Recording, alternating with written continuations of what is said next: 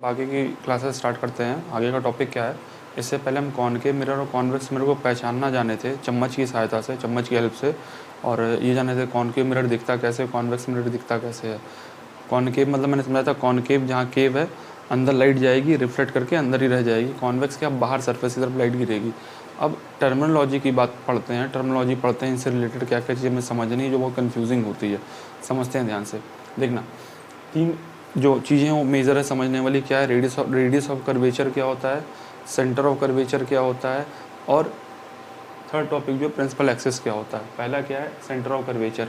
अब ध्यान देना, ये क्या है, कॉनकेव, देखो केव है, बाहर रिफ्लेक्टिंग सरफेस अंदर है, ये पॉलिश सरफेस है ताकि लाइट बाहर ना जा सके।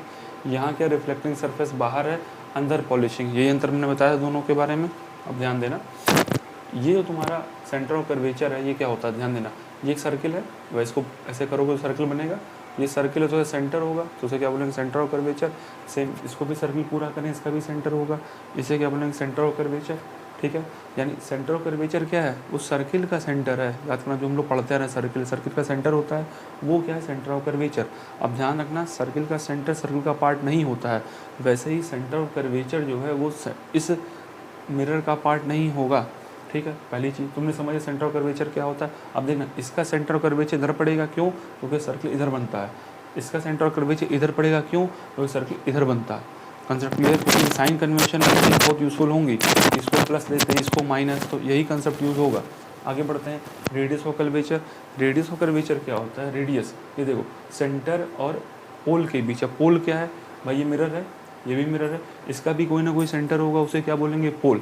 तो पोल क्या है, इस मिरर रिफ्लेक्टिंग सरफेस का सेंटर, या इस सरफेस का सेंटर पोल होगा, इसका भी सेंटर पोल होगा।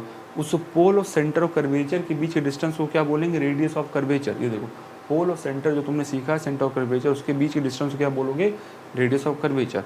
सेम ये भी रहेगा वही रेडियस ऑफ कर्वेचर। मेरे ख्याल से बहुत अच्छा एक्सप्लेन हो चुका, समझ में आ चुका होगा। लास्ट टॉपिक क्या है, प्रिंसिपल एक्सिस। अब पोल सेंटर ऑफ कर्वेचर को मिलाने वाली सीधी लाइन जो होगी, भाई दो पॉइंट मिल गए, अब दोनों को सीधी लाइन से मिला दो। सर इधर क्यों नहीं जा रहा, इधर क्यों नहीं जा रहा, मैंने क्या बोला, सीधी लाइन से मिलाना।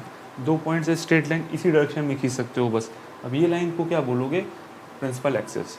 तो यही तीन जो कंसेप्ट होते हैं बहुत इंपॉर्टेंट होते हैं। मेन चीज़ में सेंटर ऑफ कर्वेचर के बारे में लोग कंफ्यूज होते हैं, centre of curvature, radius of curvature sir क्या होता है, क्योंकि एक्सपीरियंस से पढ़ाते पढ़ाते तो ये था कॉनकेव वो कॉन्वेक्स मिरर का मैंने अलग अलग समझाया। ठीक है, ये वीडियो मैं यहीं रोकता हूँ, इसके आगे मैं आपको फोकस पढ़ाऊँगा कि दोनों का फोकस क्या होता है, कैसे मिलता है, क्या डायग्राम होता है। ठीक है, थैंक यू वेरी मच।